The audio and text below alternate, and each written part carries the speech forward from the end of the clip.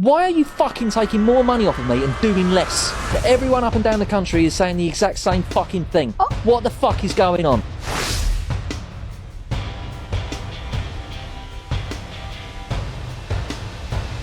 Why everyone British who is over 35 keep telling me UK is not the same as it used to be. London is gone. Look at this. In just the last decade, from 2016 to 2026, London's demographic replacement has accelerated like mad.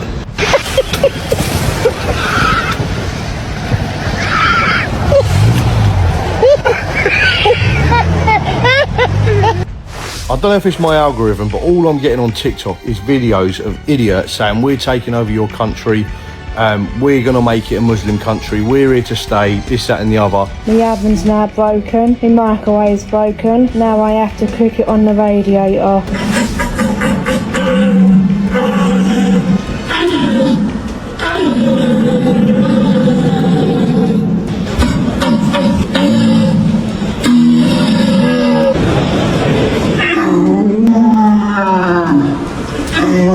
Richie, I know you suggested deer calling as a hobby, but I don't think it's for me, darling. It's not for me. 159 kebab shops. Not hospitals, not engineering firms, not scientific research centres. Kebab shops.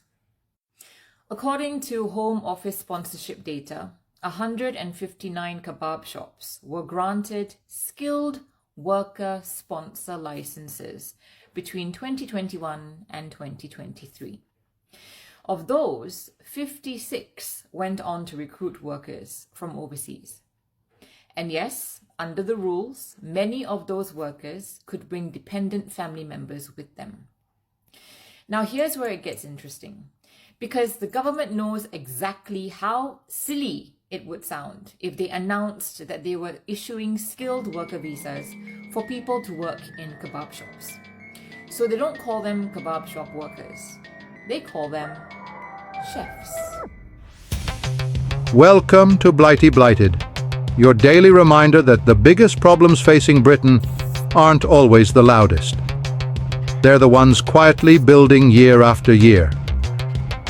Sometimes I think we're so busy arguing about today's headline that we're forgetting to look at the bigger picture. Because whether you lean left, right, or somewhere in between, it's hard to ignore that many people feel Britain is under real pressure. The cost of living, housing that's becoming harder to afford, young people delaying starting families, an aging population, communities feeling stretched, concerns about immigration and how quickly some areas have changed, antisocial behavior, public services under pressure. Individually, each issue is difficult. Together, they start to feel like one enormous headache. It's as if someone's left every warning light flashing on the dashboard, and we're arguing about which one's the brightest. Take birth rates.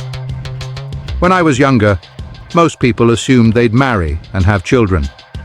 Now plenty of young couples say they simply can't afford it. Homes cost too much. Childcare costs too much. Life itself costs too much.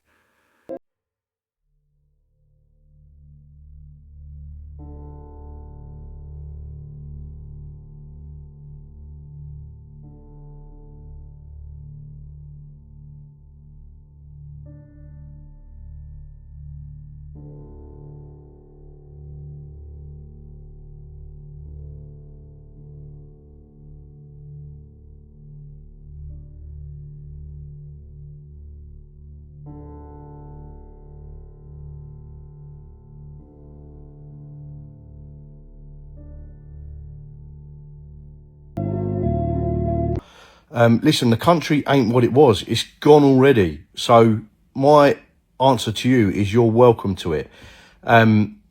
What you're going to end up with is people coming over in massive numbers, and it's going to be the same as where you come from. The only difference is it's going to be cold here, and Keir Starmer's going to put a little bit of dough in your pocket every week.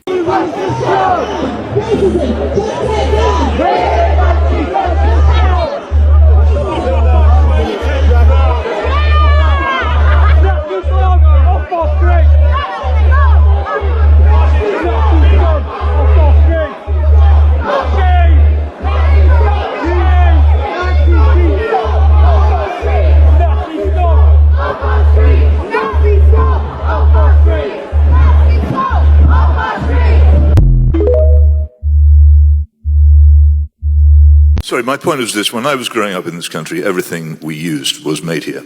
The cars that my parents drove were made in this country.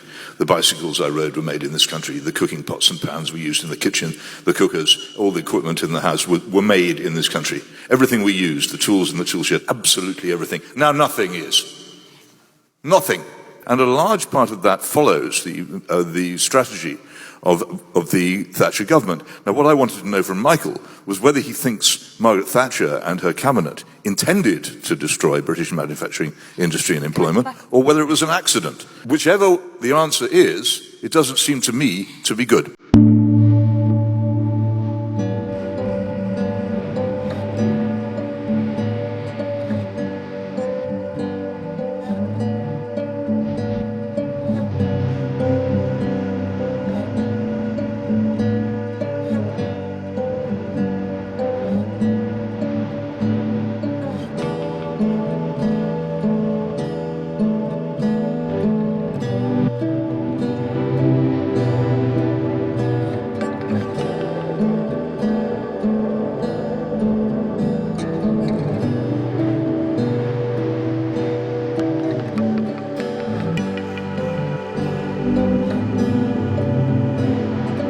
Don't forget the mayonnaise for some flavour.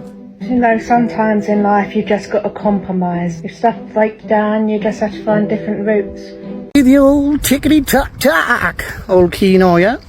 Just having a stroll home now, because the car's gone in for an MOT. There's 3 vehicles in the garage, can't wait for the fucking bill. And as I'm walking home, I'm just thinking to myself, what am I doing wrong in life? You graft, you work hard. You walk past the local bus shelter in Neath, bit of music playing, I thought, oh, what's this playing?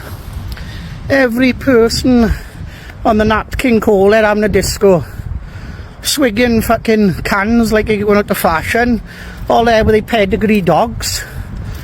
What am I doing wrong in life? Is it about time just quit everything, got on the benefits, screwed the system, and just lived the dream?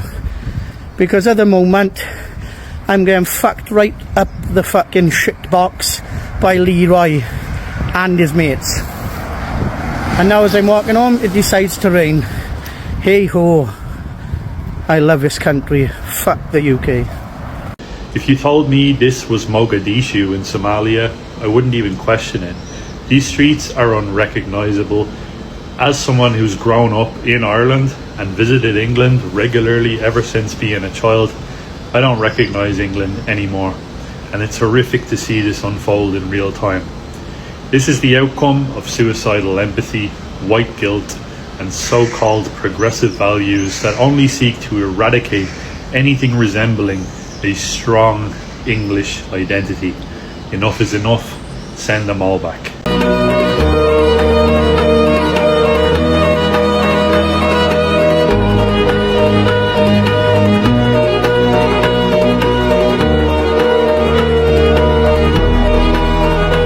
The UK is dying and nobody's doing nothing about it. Listen, you've all heard about the number of people leaving the UK, especially millionaires, and not even millionaires anymore, just everyday people are exiting the UK in massive numbers. But let me give you some stats to back it up. The UK's credit rating has gone down, which means that the government pays more interest on debt. Here's what it means for you. Higher interest rates, higher mortgages, less room for public spending. The falling birth rate has also been a massive problem because now it's showing more deaths than births in recent quarters, and this is showing a steady decline. That affects productivity, which is already low and half the rate of most advanced countries. Experts are saying that infrastructure that takes the UK 9 years to build takes other advanced countries 18 months. The average growth of the GDP since 2008 has been 1.3%. Compare that to previously where it was 3%. That's less than half. And everybody knows this is happening, but the real question is, what are you going to do about it? Because the government hasn't really recovered since 2008. So, time for change.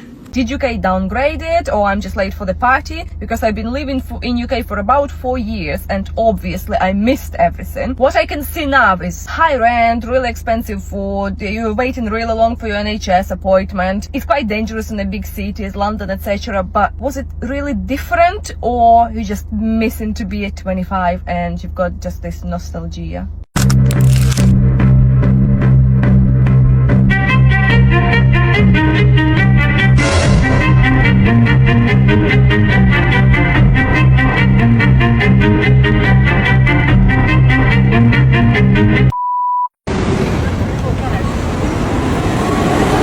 so what? Yeah, get behind. Pickpocket! Pickpocket! Don't steal from Asian people. I saw you. Pickpocket in the morning.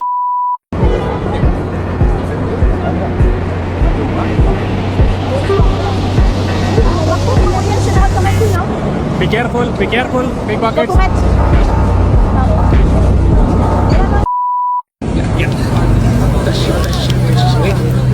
Yeah, pickpockets, two pickpockets.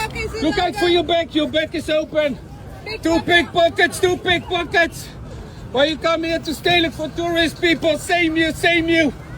The things that people used to love about the UK are slowly evaporating. What kind of thing? Well, going down the pub and having a pint, that's British culture. That's a UK staple. But when a pint is so expensive now, it's like you're already trying to make ends meet at home, and then you don't have time for extracurricular pints. Before, it was cheap enough that you could go and enjoy yourself. Everyone could meet up at the pub, see loads of different faces, colours, races. And once we're separated by money, it's like all the different things where working class people would meet each other and mingle. We can't resolve. You can't do them. But even back to the football one, it's like working class people who football was meant to be for. It's like they're still at work. If the kickoffs while they're still at work, they can't go to the game. If the game's outpriced them, they can't go to the game. And even for young people, youth clubs, there's barely any youth clubs. Like, I don't know where the youth clubs are. The parks are dangerous now. So I had a kid right now, I wouldn't be letting them play at certain parks, you know, like, but when I was a kid, I was out all the time. It was fine. My mom was like, yeah, just be back on time. Enjoy yourself. You know, I didn't even have a mobile phone. It feels a bit different now, do you know what I'm saying? And then with all the political agendas that all pushing, like, that we want everyone to separate and be against each other. And it feels like it's working, to be honest with you, because the country feels like a bit dark right now, no? Yeah. And it's only when I go to, like, I'm from Trinidad. I haven't been there for a minute, but when I'm over there, everyone is really happy with just like, they don't really have too much, but they're just happy with community vibes and helping each other out. And I feel like the UK used to feel like that when I was younger, and it just doesn't feel like that anymore. So now they're filming themselves in the channel, screaming, "This is the end of England," then throwing their documents into the channel. It's now being reported via many news outlets that this happened just the other day. This is the end of England! Another happy chappy there on his way to the land of milk and honey, where they pretty much get everything for free. And recently we saw they're now getting £250,000 townhouses in Stoke, and also the public will now be able to vote whether or not, if they've had a failed asylum claim, that the judges won't decide now. Shabina Mahmood's cherry-picked people will make that decision for them.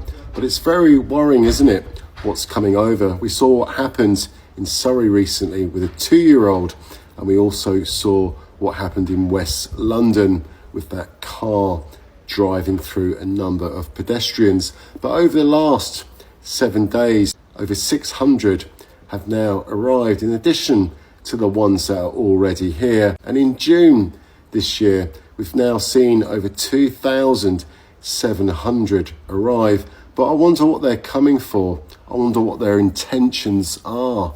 You are all finished. Thousands of us are on the way for your women and children.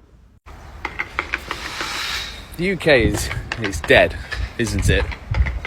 I've been to the local shops, our little high street, and there's so many closed stores. They've been closed for that long that the windows have been smashed and they're beyond repair now because no one's looking after them.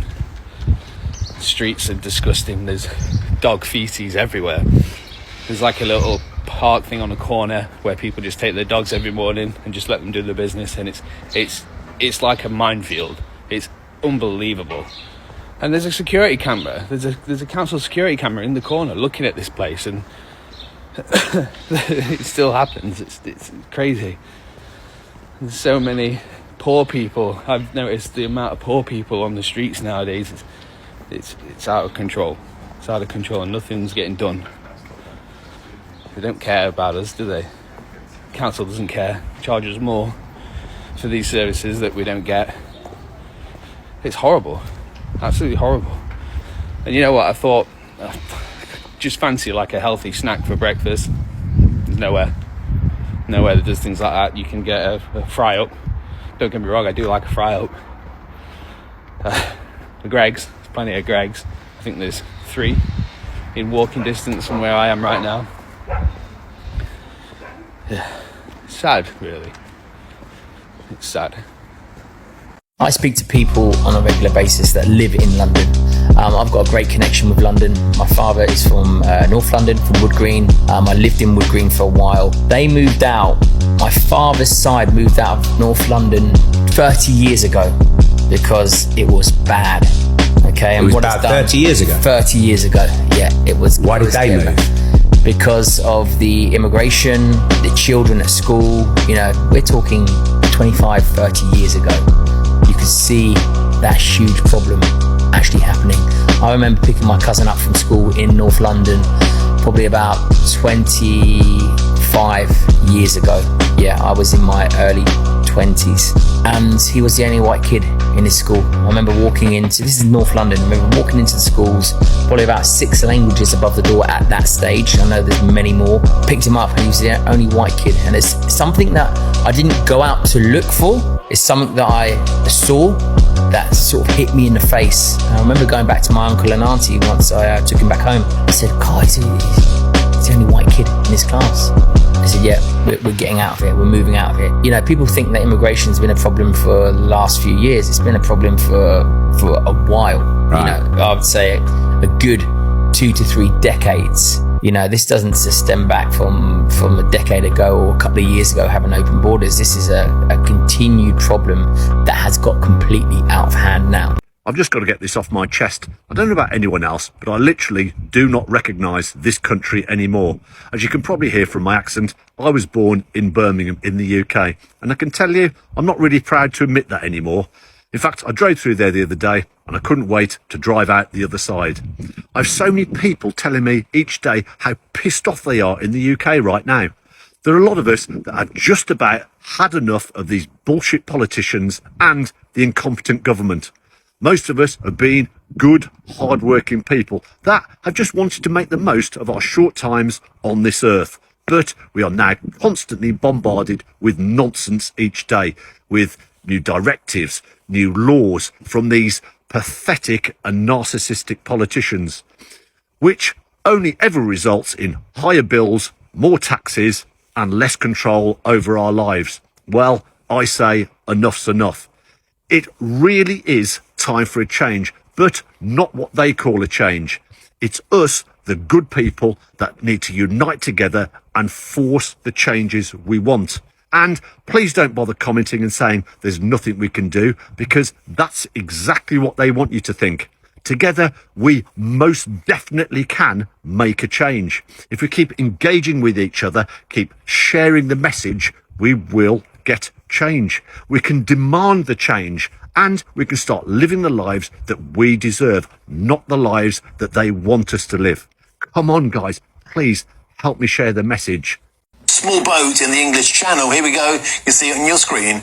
And they are doing what appears to be, they're throwing their passports into the sea. Look, a group of men, it's always men in life jackets, look, throwing their documentation into the channel. So, you know, you can say the clampdown is to make these individuals repay their accommodation costs whenever they get work in 5 years' time, but we don't know what countries they're from. If they say they're from a country where we have no returns deal, we won't be able to send them back anyway. How much more is it going to take for people to understand that this isn't far right, this is nothing to do with racism, this isn't anything to do with a narrative, this isn't anything to do with... This is basically to do with how fucking bonkers is this that we can just accept people breaking it into our country illegally. You forget that word, illegally. Do you just miss that? Do you just read it and then go, oh, illegal? Yeah. Do you just miss that? Literally toss the passports and identification over the side so we don't have a clue who they are. We don't know what the background is. We don't know where they're from. We don't have a clue. But we'll go and pick you up halfway through the English Channel as well. Bring you back here. Don't worry about anything. The taxpayer have got it covered. Corky worked some overtime this week. He will pay for that 3-course meal. This has nothing to do with the shit that you pump out all the time. Oh, Farah, you scumbag, you know. You're paying for it. Well, if you work, by the way, it's 9 times out of 10 it's people who don't work, but you're paying for this. The taxpayer are paying for this. While our country sits decimated, you know, we're covering the cost of this. All men, by the way, people. I've not seen any children, ever. No women, no children, ever. It's always 2, 3 in the morning, sneaking them into a hotel, What are we doing prioritising these people who have broken into this country illegally? This is the end of England? You fucking wish. Let me tell you why so many people wants to leave United Kingdom. I just had an incident that just opened my eyes. I went to like a burger shop, Wendy's I think it's called, and I've ordered a burger. There was like a full restaurant of people sitting and enjoying the meal. I was sitting next to the window and I can see like 3 youths walking, maybe age of maximum 10 years old. One of them had a hoodie and you can see they're just walking on the street looking for some problem or looking at people. They had like a full cup of straws, I think from this restaurant they was there before. They throwed it on the main high street and they came inside where I was eating. And I'm observing them, like what's happening. So they came to the drink dispenser, they start taking the small cups from ketchup, making a mess, taking things around, walking next to the tills. No one, not even one person said anything. Like they doing whatever they want. 10 years old maximum, I wouldn't give them more. And everyone is just like doing nothing, just enjoying the meal like nothing's happening. And because I do work with kids, I have 3 kids myself, and I wouldn't like to sit and eat and seeing my kids looking at them and having this bad example. So I came up to them and I said, what are you doing? And they looked at me and, you know, oh, we were drinking. I said, it's time to go. And they just left. And one guy came to me and said, yeah, they are giving a bad examples for our kids. So I turned up to him and I said, what did you say? Did anyone say anything? Everyone is just pretending nothing is happening, but they are making problem to everyone in terms of bad example. So tell me, where is the logic? If you see something that is not good for your kids, why you don't tell them? They are kids. They're not gonna take a knife. They are kids, 10 years old. Why are we living in this society where everyone is scared to say anything? Anything. People are robbing other people in front of other people's eyes and nothing is changing. You don't even say anything. You take your phone, you record. So they left and that's it, because I told them it's time to go. Nothing rude. Is that a big thing to come up and say something to people when you see they're doing it wrong? So I'm here in Norway. We've come to the summer just to get away from the UK, and just a couple of things I noticed.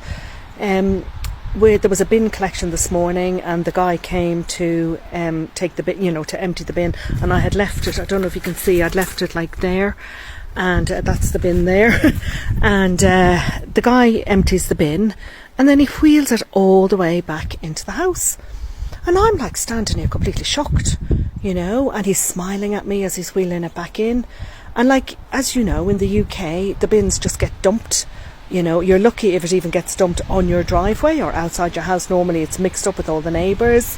It's just, you know, I mean, it's a very small thing, but it's just, I notice over here there's like a level of care and pride that people take with the things that they do. Likewise, there's a little house over there.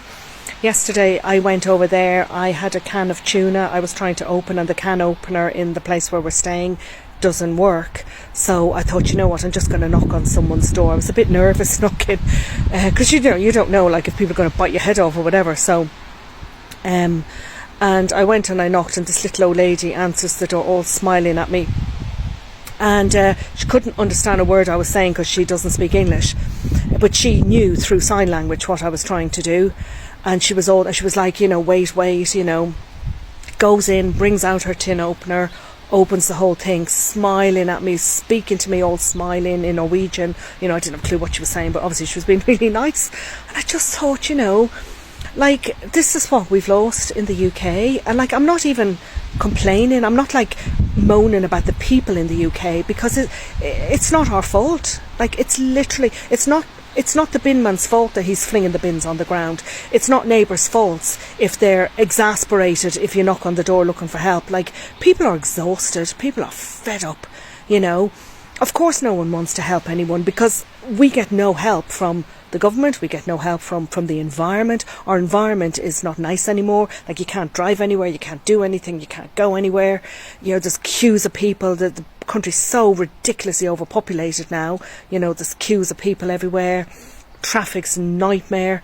You know, nothing's a pleasure, everything's stressful and everything's aggressive, you know. We get woken up every morning with a queue of traffic outside our house, people swearing at each other, almost coming to fisticuffs, and I mean that, that's not an exaggeration, I actually mean that, literally almost coming to fisticuffs every morning, because it's, you know, it's a room for one car, and you know, the going up has the right of way, but of course they always come down, and then they get stuck, and then they start screaming at each other, fisticuffs, you know, flinging the language out. Oh, it's just terrible. That's the UK now. That's what we all have to live in.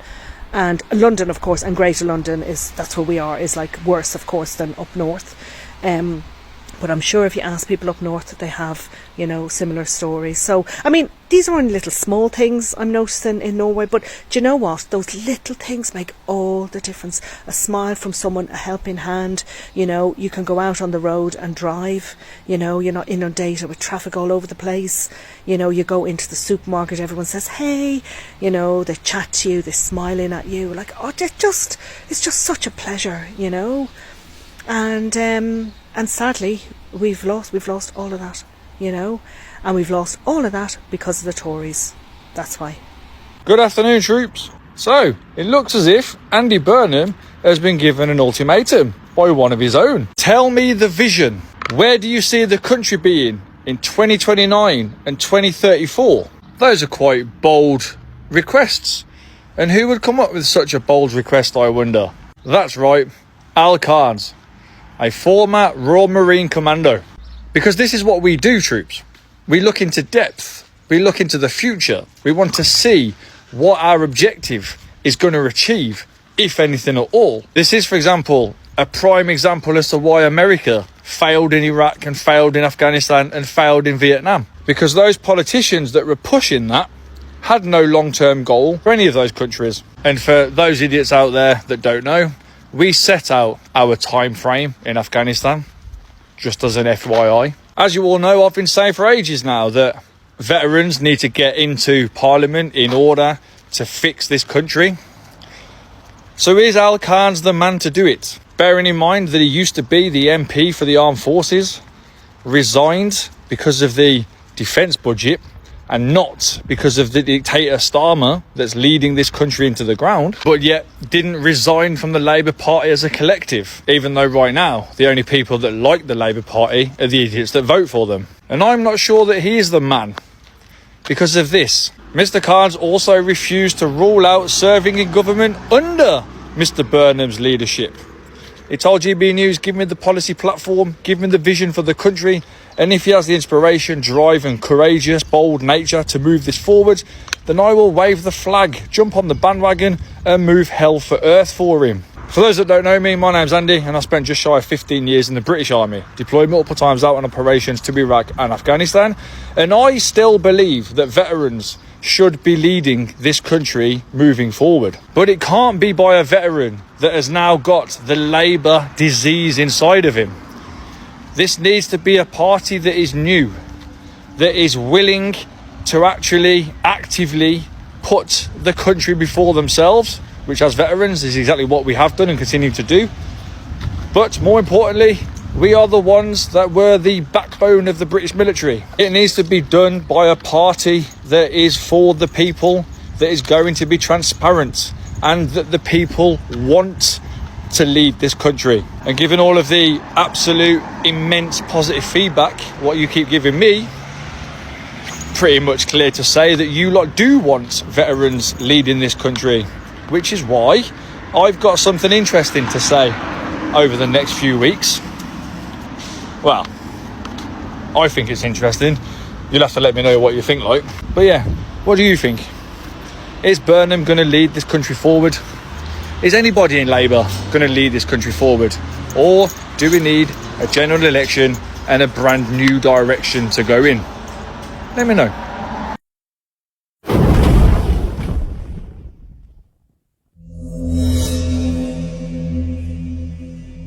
Nah, I'm not happy. I'm not fucking happy. This country takes the absolute piss. I just seen a thing the other day, and my godfather actually mentioned it to me as well, that they're lowering the stock sizes from 20 grand to 12 grand. It's an absolute joke. So they dangle this little carrot in front of you. Whatever you've got, You know, whatever they gave you before, they're like, no, we're having that back, we're having that back. It's an absolute joke. Like, we've just recently gone VAT registered. And like, basically, what my granddad told me was a while ago when I first started out, he went VAT and it fucked him because he was a mechanic. Obviously, his material bills wasn't that high, but still, as a landscaper or any tradesman, being VAT, you are an unpaid collector. You are literally giving the government money for free. And all it is the government go, oh, you're doing really well. Let me take some more money off you and make it hard for you. Because all it does, you end up charging the client more. People don't want to pay. Obviously, we don't take any cash. We don't take any cash whatsoever. It's all through the books. And that's the way that it's got to be. But, you know, God forbid if you did do that, because you would actually have a bit of fucking money for yourself, wouldn't you? And that's what they want to do. They want to remove middle class. All they want is the lower class and the rich. They want people on welfare and people that are rich. I just recently saw that income tax basically under exceeded welfare. So I think it was for the first time, the amount of money HMRC collected was less than what they gave out. And that's not to foreign aid, that is in this country to welfare. But let's be honest, this is what they want. They want dossers on benefits. They want people sat in their ass watching Jeremy Kyle, feeding their kids fucking turkey Twizzlers and fucking dinosaurs. Like, what is going on? Like, for me, I've always wanted to work with my hands and actually put myself to good use. I don't want to sit on my ass and doss about. But it does make you wonder. It does make you wonder why people just fucking doss about. Because, you know, we go to work, we stress, we fucking work our asses off, getting back late, quoting, customers fucking you about, you're fucking paying VAT on this, your van breaks, your fucking drills break, fucking headache, mate. But ultimately, we're built for it, innit? So anyone that's doing that, big up to yourselves. But it really does make me wonder, like, are they just doing this on purpose? And listen, it ain't about the fucking small boats while we're getting fucked over. It's all these billionaires hauling wealth, all these landowners. It's very difficult to buy a little bit of land now. It ain't like back in the day. I know a guy who's got a turfing area. I'm not going to say where it is, but he bought the land for about 50 grand. Bro, the geezer's got fucking hectares of land. It's worth over a few mil now. And the days of making money the old way are gone. They're gone, ladies and gents. I'm not gonna lie. If you want to get rich now, you better fucking think about it. You can't just work your way to being rich. It doesn't work like that anymore. But I don't know, it just pisses me off. Like, what do you do? Do you doss about? Or do you just fucking give your hours to the man only to be shafted for fuck all? But yeah, let me know what you think, man. How do you feel? Because for me, this country's going down the drain. Why are you in Christian countries? If Islam is so great, why are you in my country? This is not a Christian country, number one. It's a secular country. It is not governed by Christian rules. Why don't you The fall of the UK. Let's talk facts. People keep shouting England has fallen just because somebody had the nerve to say that the UK isn't Christian anymore. So let's talk facts, not feelings. First of all, the UK is a secular democracy. That means we don't make laws based on religious texts. We have a Church of England, yes, but over 37% of Brits now identify as having no religion, me being one of them. In 2001, 71% were Christian. By 2021, that dropped 46%. That's not a fall, that's a shift, a generational one. I mean, I have my theory on why that shifted, but we're talking facts. Secondly, saying if Islam is so great, why are you in my country? That is not a question. That's loaded with colonial amnesia. You can't spend centuries invading, extracting and destabilising entire regions and then act surprised when people flee destruction. Many British Muslims were born here. They're not guests, they are citizens. And let's be very clear, Islam growing in population does not mean that the UK is falling. A growing Muslim community does not cancel out your community. People of all... It's difficult to plan for tomorrow when today's shopping bill gives you heart palpitations. Then there are the changes people notice in their own towns, places they grew up in, high streets that look different, communities that have changed. Some welcome change. Others find it unsettling. Most simply want everyone to contribute, respect the law, and be good neighbours. That's hardly a controversial wish. Then there's anti-social behaviour, litter, shoplifting, vandalism, people blasting music in public as though the rest of us bought tickets. It wears people down. Not because each incident is catastrophic, but because they're constant. Civilization isn't lost in one dramatic moment. It's chipped away one nuisance at a time. And all the while, ordinary people are trying to pay the bills, raise their children, look after aging parents, save for retirement. They're carrying enough without feeling that the country's problems are growing faster than the solutions.